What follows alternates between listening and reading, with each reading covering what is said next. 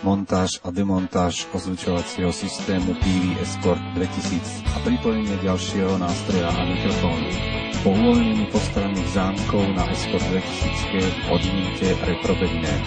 Vo vnútri nachádzajúce sa príslušenstvo postupne pripojte do požadovaných konektorov. Rozložte dva kusy stojanov a nastavte ich do požadovanej výšky. Na zadnej strane mixpultu sa nachádzajú dva jack konektory, ktoré sa priloženými káblami prepoja s reproboxami. Na zadnej strane mixpultu sa nachádza tiež ďalší konektor, do ktorého sa pripojí sieťový flexokábel.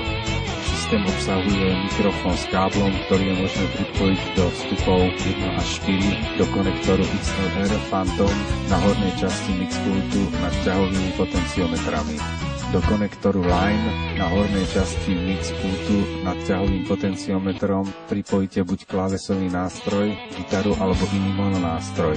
Po pripojení všetkých káblov treba urobiť vizuálnu kontrolu, či je všetko správne spustené.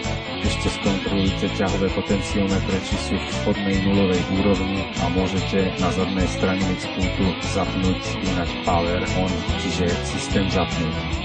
Ak máte pripojený klávesový nástroj, tento zapnite a na mixpulte nastavte ťahovým potenciometrom úroveň hlasitosti na tom vstupe, do ktorého ste pripojili nástroj.